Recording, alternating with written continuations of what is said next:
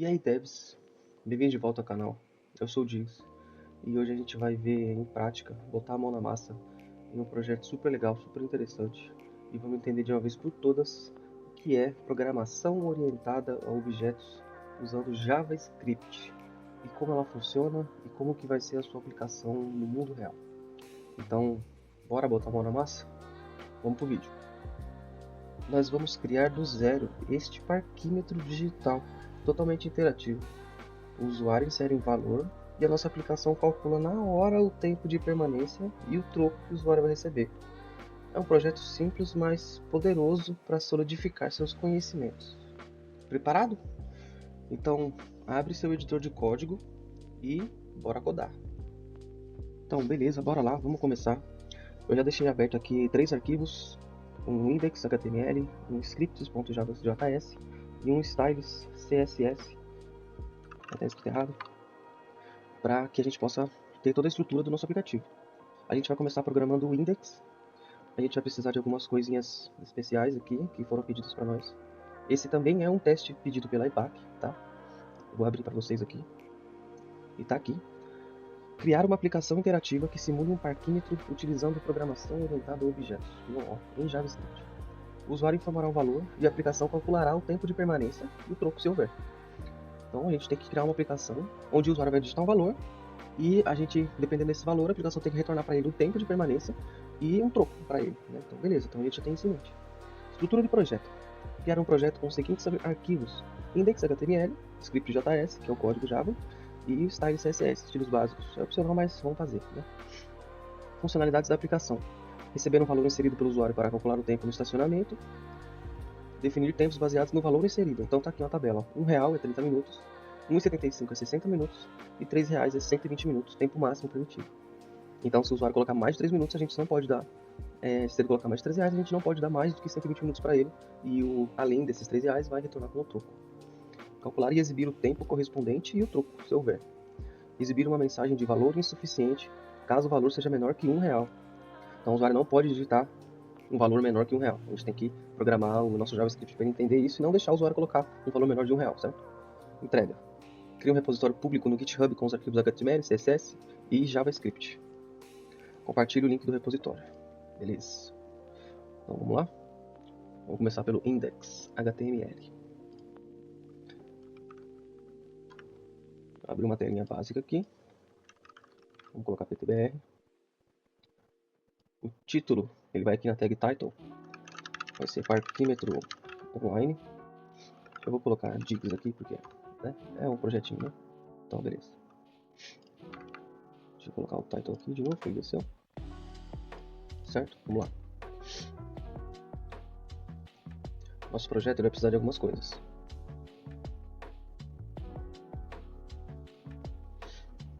Ele vai precisar de... Deixa eu dar uma lida aqui de novo. Precisamos de um título, né, já colocamos. Uma input para o usuário digitar o valor. E um button para disparar uma ação. E uma div onde o resultado vai aparecer. Certo? Então vamos lá. Vamos digitar esse código.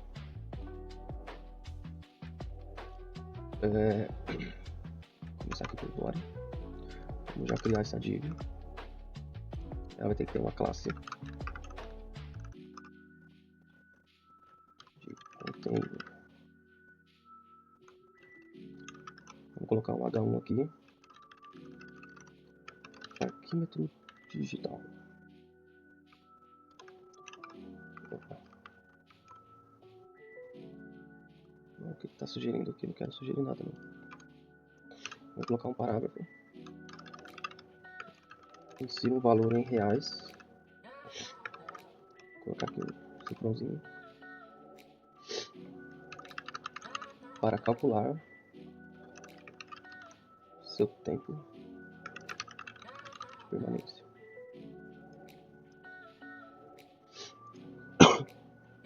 Beleza. Aqui agora vamos criar outra div.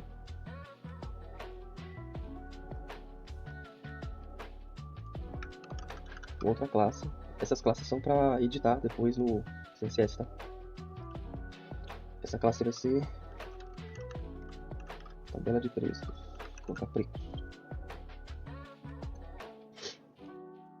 Deixa eu tirar esse dívida aqui que eu não quero fechar isso aqui. Aqui a gente vai colocar um H2. Tabela de preços. Aqui a gente vai fazer uma lista. O L. Dentro da UL a gente vai colocar uma que são linhas numa lista, assim, certo? Vamos colocar uma tag strong aqui. E o valor aqui. R cifrão. R$1. Igual a 30 minutos.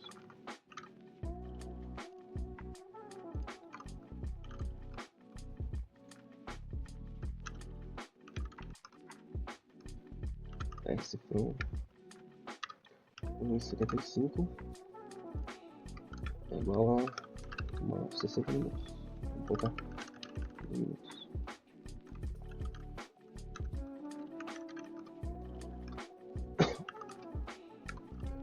R$3 é igual a 120 minutos. Certo. Posso fechar a minha UNG e fechar a minha div.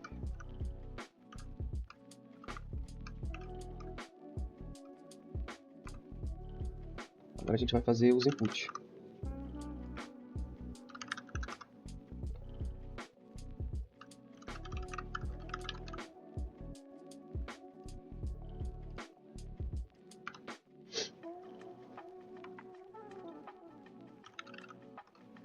Label, que é para saber que aqui vai ter um formulário. Label é formulário, tá? Valor input.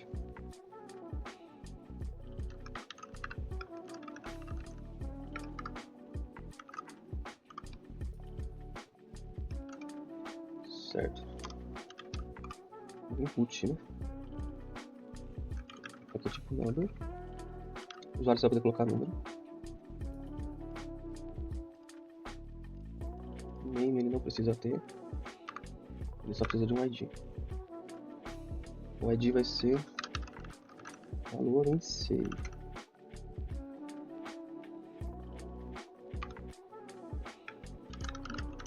Um placeholder.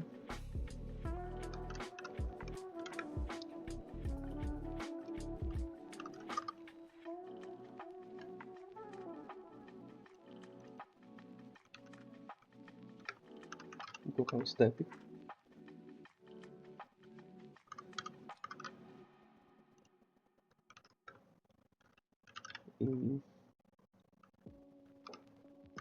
Que não pode ser menor que 0. Acho que é isso. Fecha aqui a div. Dá uma indentação aqui.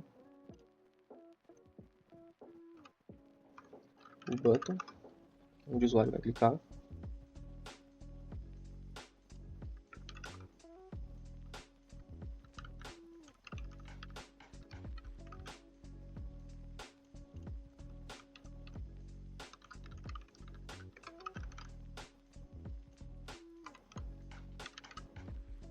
Outra div aqui para mostrar os resultados. Resultado div. Aí tudo que for aqui vai estar dentro dela. Certo? Fechar a div principal, container. E jogar o script.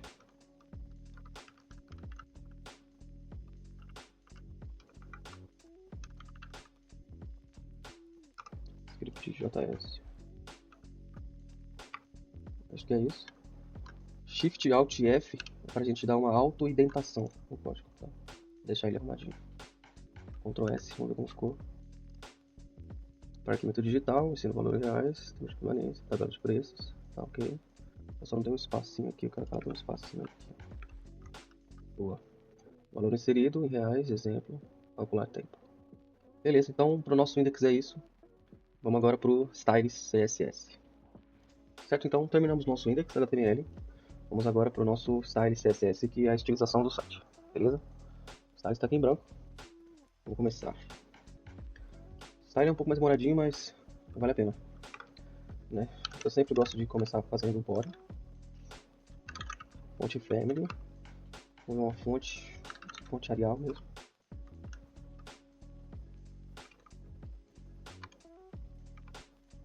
Nossa, não, ele gerou tudo, meu Deus.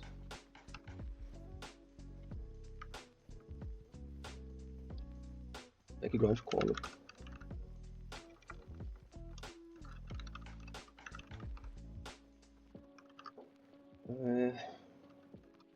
Vamos ver esse daqui como é que fica. Ele não tá mudando. Ah tá, não tá linkado aqui.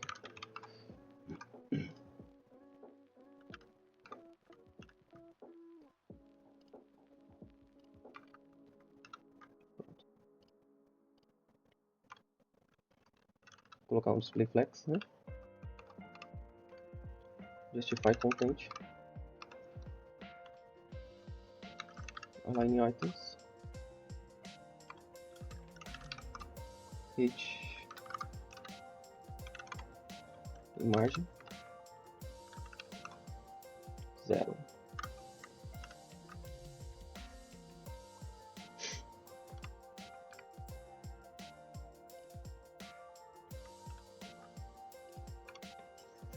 Agora para o nosso container. Lembrando que tudo aqui no index.html a gente coloca como classe. Aqui no styles a gente precisa colocar um ponto na frente, tá? Para editar ela. Eu já escrevi tudo sozinho. SEA é bom, mas quando a gente quer tentar na prática ela não deixa. Ai, deixa eu ver se consigo desativar. Cadê? Aqui. Beleza. Vamos ver nosso container. Vou mudar a cor.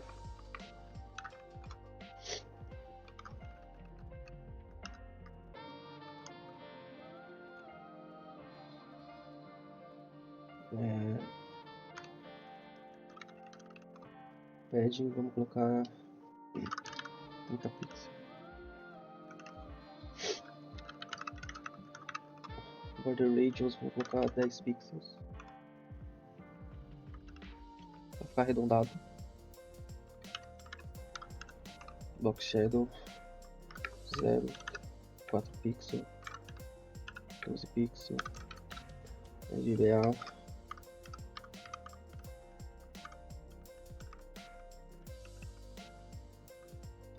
Box size não, box shadow.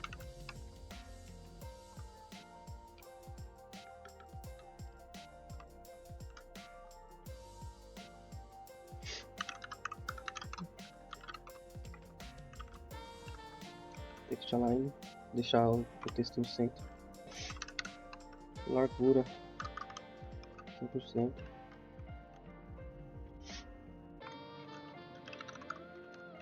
E largura máxima de 400 pixels.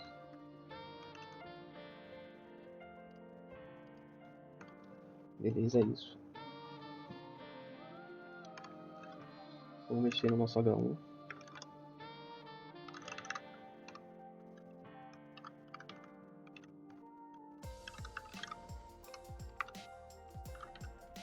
E na margem bottom, vou colocar 10 pixels. A margem bottom é a margem de baixo. É para ele ficar um pouco mais coladinho, certo? Vou mexer no parágrafo agora.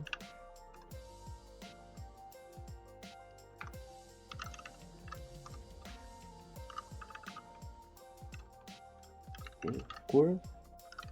Margem bottom também. 20 pixels.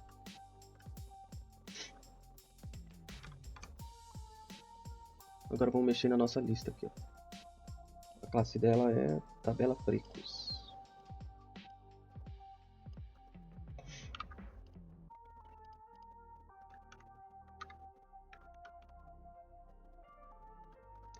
Vou começar com o text align.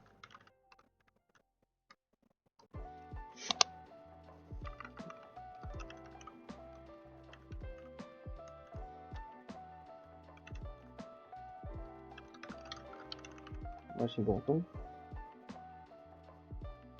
Acho que 20 pixels tá bom. Border.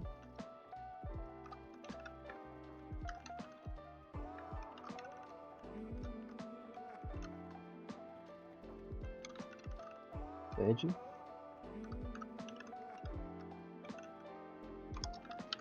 E border radius, não pode faltar, deixar redondinha. Pronto. Só isso.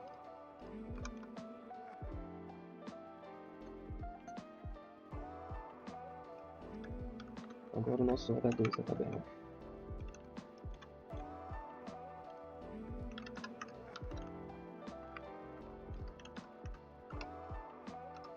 Text align center. E margem top, que é a de cima. 20 pixels.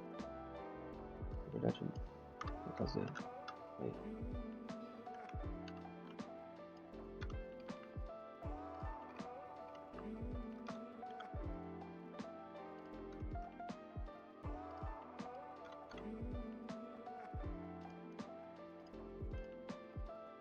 Gente, essa geração aqui, vou te contar, hein? Acho que agora já vai parar.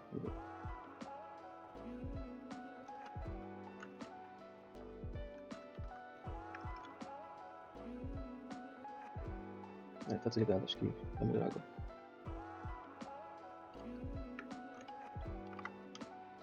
Mexer no contente central da lista agora. Vou colocar list style. List style type. Vou colocar none para poder sair. Agora que a gente tirou, eu posso mudar aqui para center.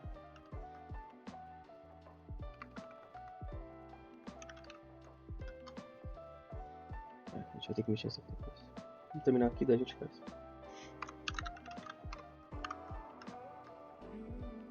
Vamos ver com o padding como é que fica. Aí, bom. Agora o input.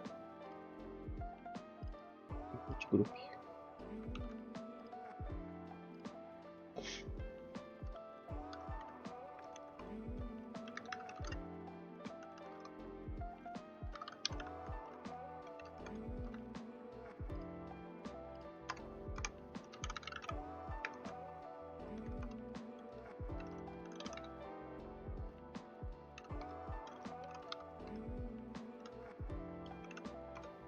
Display block. O display block é para a gente poder deixar ele travado num bloco. Então, fica da forma que está mostrando aqui, ó. Um bloco com coisas em cima e coisas embaixo. Só podem ter isso, certo?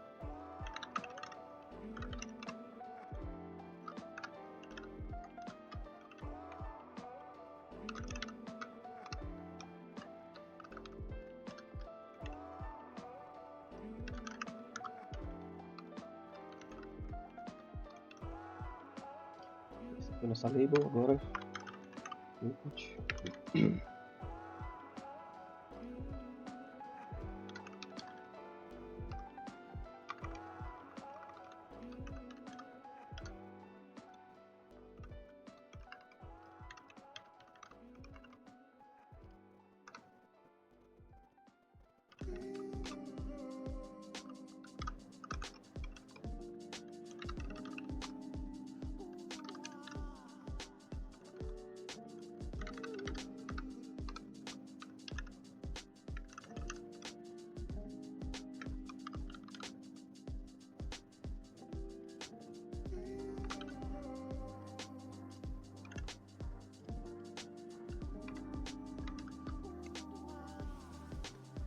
Tá ficando bonitinho, tá ficando melhor.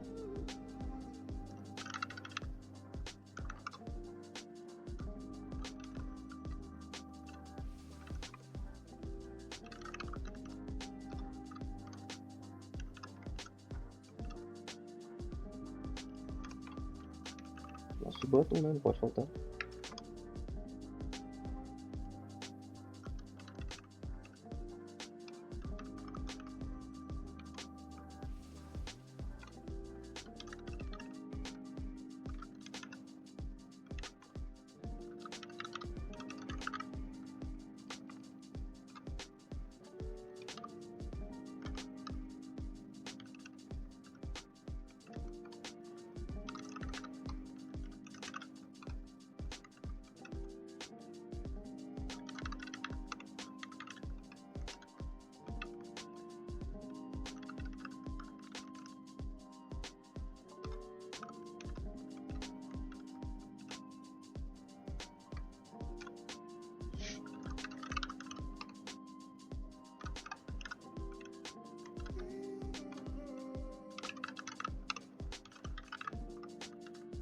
O sort pointer é igual eu já expliquei no último vídeo, para quando passar o mouse por cima, o mouse virar a mãozinha de apontamento, tá bom?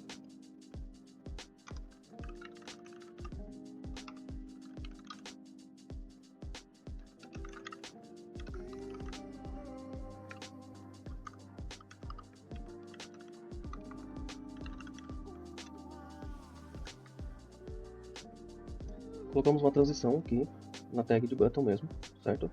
Agora a gente vai colocar um button hover, que é quando o mouse passar por cima. A gente só vai mudar a cor dele.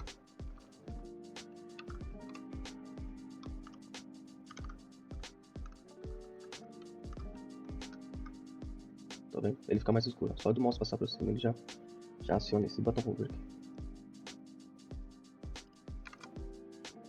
Deixa eu ver, tá faltando agora. Botão, tá certo. O resultado div, né, agora. O resultado div é uma ID, ó.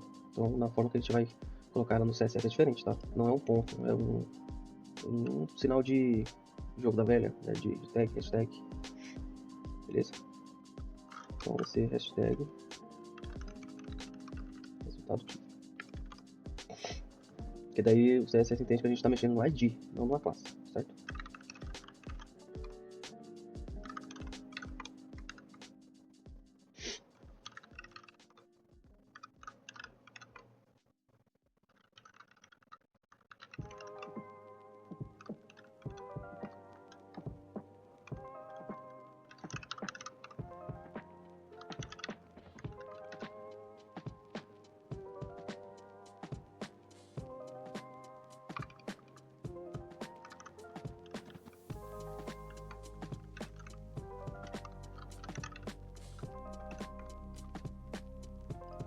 É isso.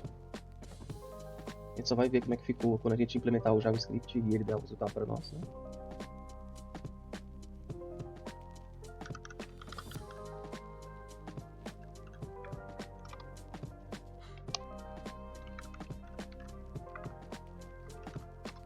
Então o sucesso vai ser quando der certo. Vai ser um verdinho, uma mensagem.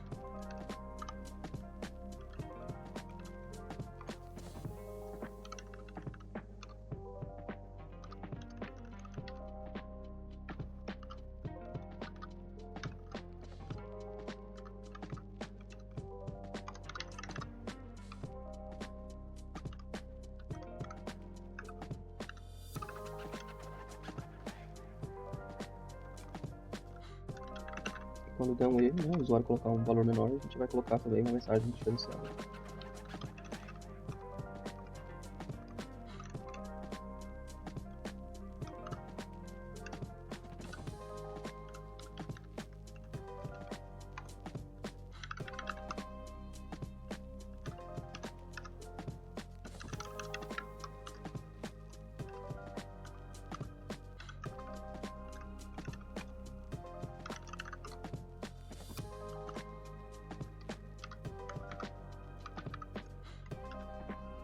Então é isso.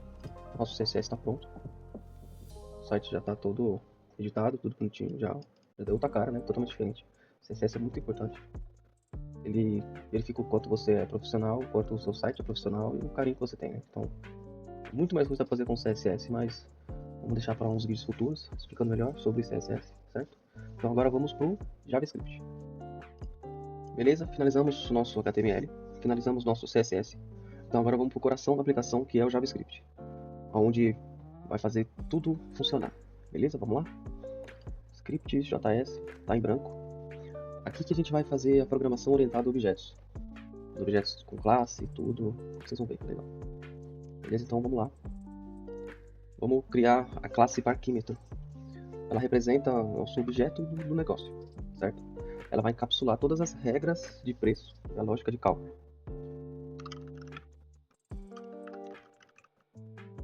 Parquímetro. Certo? Criamos nossa classe, parquímetro. Agora a gente vai encapsular todos os parâmetros dela.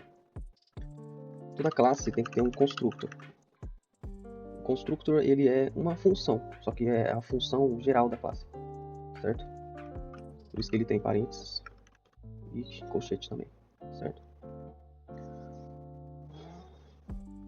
A gente vai criar uma tabela com esses valores para poder mostrar para o constructor quais são os valores da tabela, certo?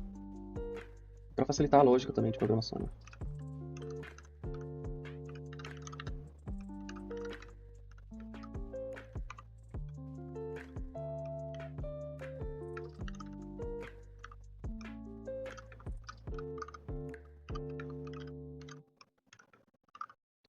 Então a gente fez aqui um parâmetro da tabela já, do primeiro valor. O valor 1 é o tempo de 30, certo? E assim por diante, vamos fazer os próximos.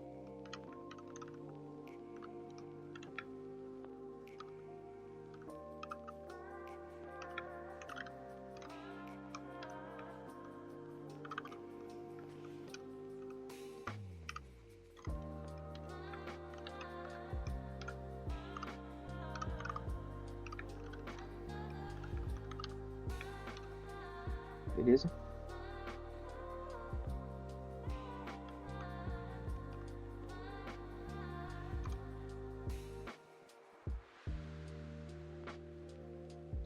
Vamos fazer os parâmetros para calcular o preço de permanência e o troco agora.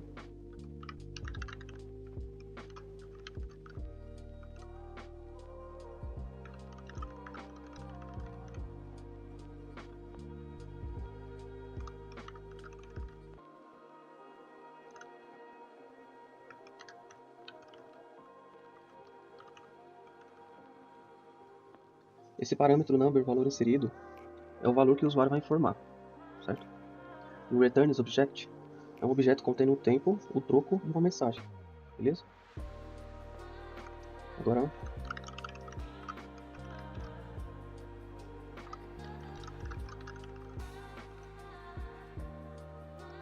função calcular tempo, ela vai utilizar o valor inserido para calcular essa função, certo? Criar uma variável aqui const valor mínimo. Ela vai receber a tabela de preço, começando pelo primeiro valor, e um ponto valor porque eu só quero transformar tudo em números para que os cálculos sejam realizados, tá? Vamos fazer um if. Se o valor inserido for menor que o valor mínimo, ele vai nos retornar um erro.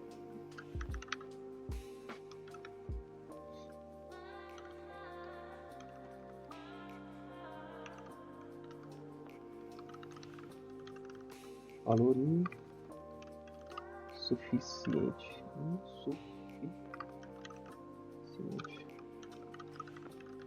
O valor mínimo é de 1.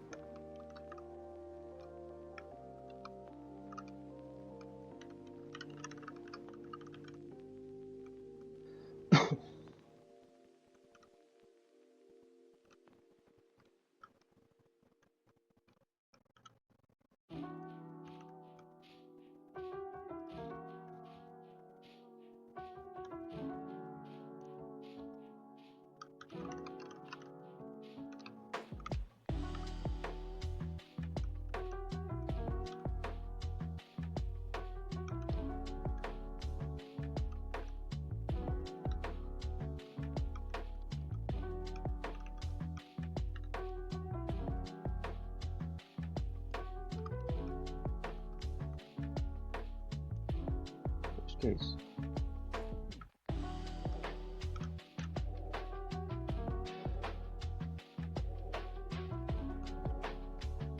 Aí vamos criar mais duas variáveis agora. Tempo correspondente igual a 0. Uma variável custo do tempo igual a 0 também.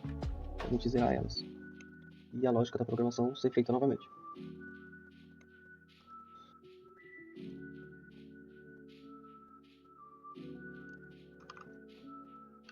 Vamos usar aqui a função for. A gente tem que colocar os parâmetros dela, né?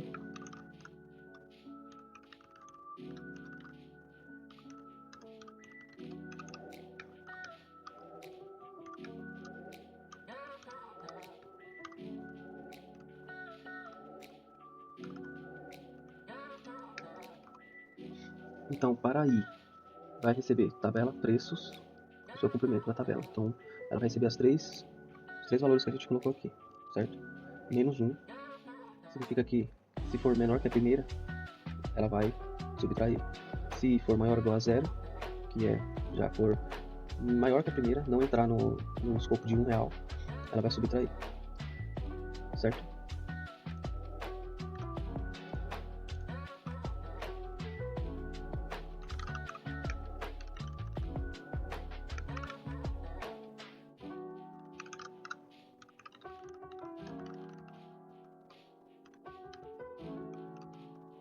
E ela vai usar essa variável faixa para poder fazer esse cálculo e entregar os dados da variável para nós depois, beleza?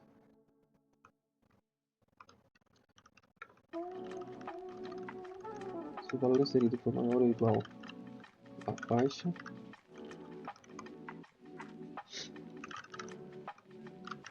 o tempo correspondente vai receber a faixa ponto valor.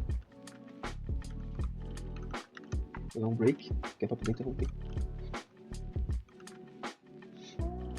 Vamos calcular o troco agora. Constante troco recebe o valor inserido menos custo do tempo. E vamos retornar na tela um objeto.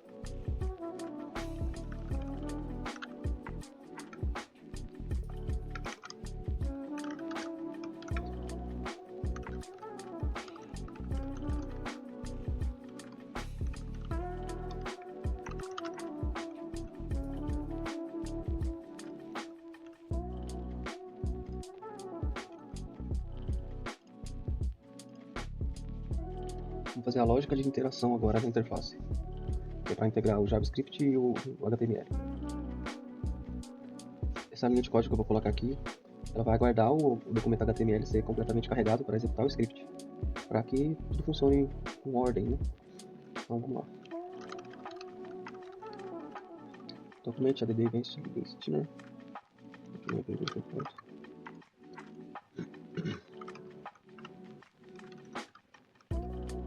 No content loader.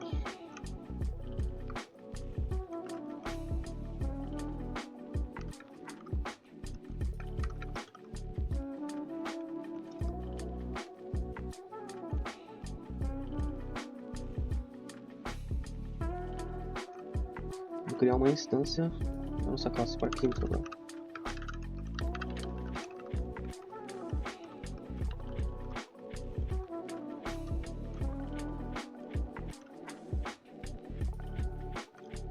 Vamos obter as referências dos elementos HTML.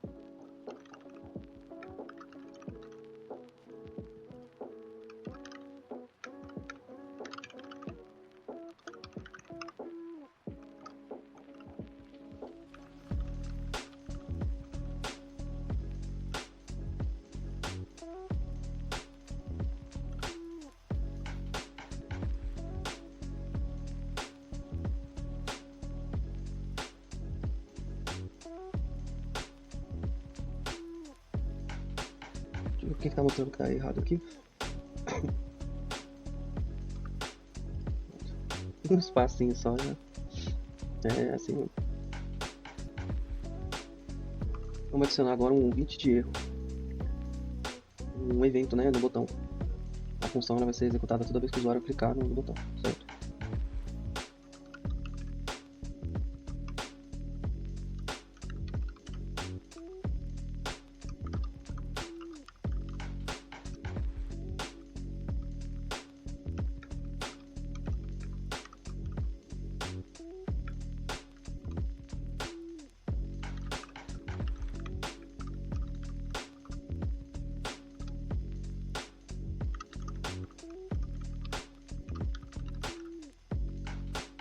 utilizei o parse float aqui, que é para ele transformar qualquer número quebrado que o usuário colocar em um número inteiro, tá?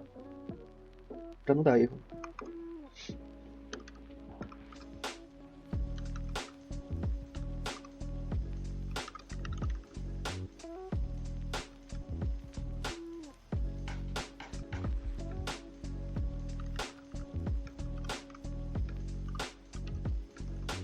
Aqui os parâmetros desse if eu coloquei se o valor é nulo, se ele não colocar nada e clicar no botão, ou o valor for menor que zero, ele vai me retornar um erro, tá?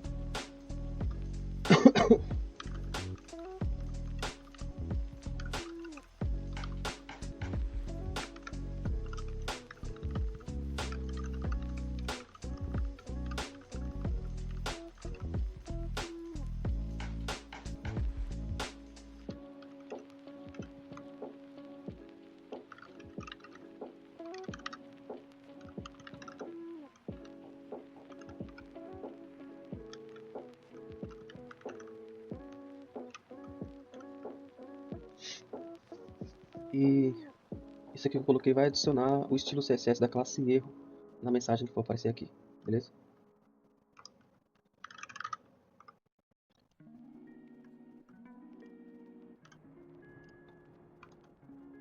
Vou chamar o método da nossa instância agora, para aqui poder fazer o cálculo, beleza?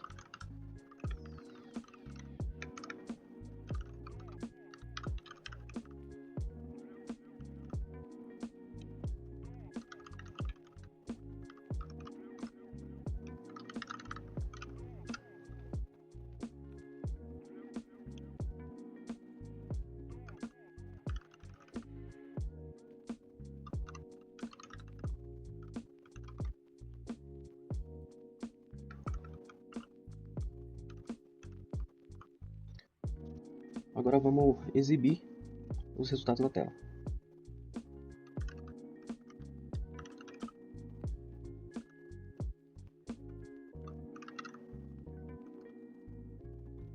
Tem um lugar que eu coloquei errado aqui, deixa eu ver.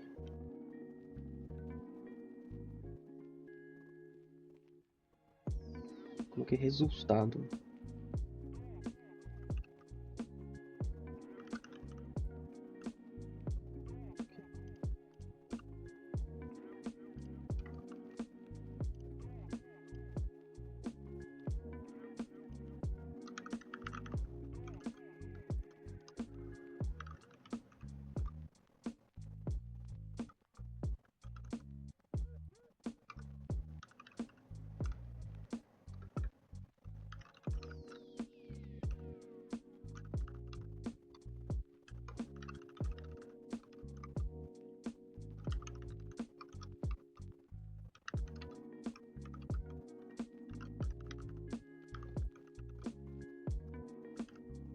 Aqui eu fiz um if, né, um se o resultado usar a classe erro, o resultado de if vai usar um text content, que é para poder jogar a informação na tela, o resultado erro.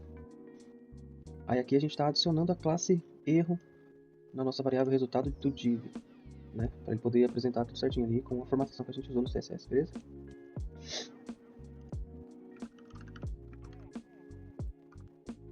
Agora vamos fazer o cálculo se a informação for bem sucedida, que é o else.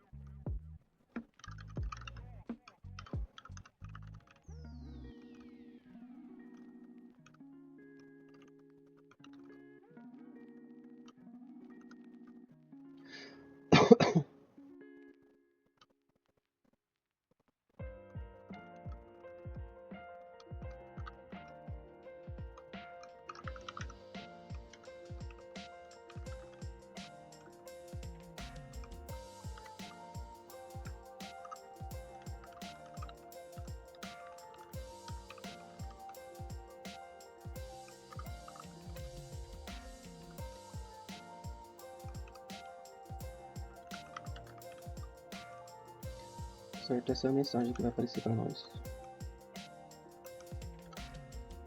Tempo de permanência vai pegar a variável resultado tempo, que é dependendo do valor que o usuário colocou. E o troco vai pegar o resultado do troco to fixed 2, que é para ele poder deixar 2 casas decimais só, tá?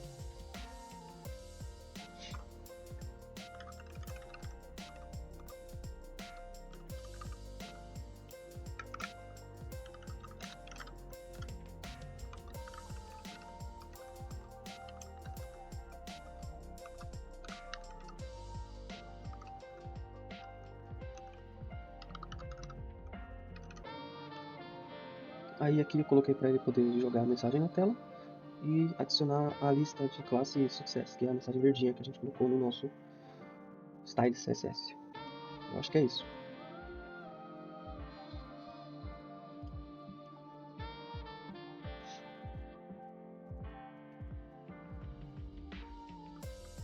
Vamos testar? Agora é o momento da verdade. Tá, não voltou. Vamos ver o que tá acontecendo.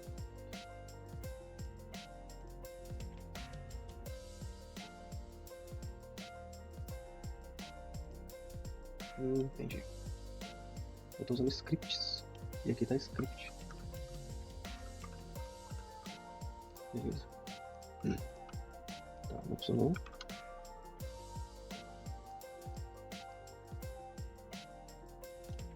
Na 11.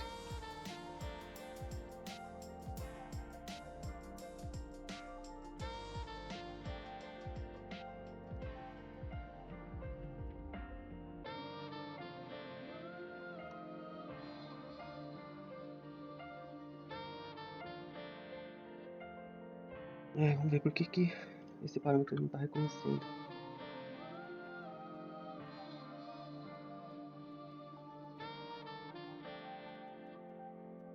Aqui eu vou precisar da ajuda dos universitários.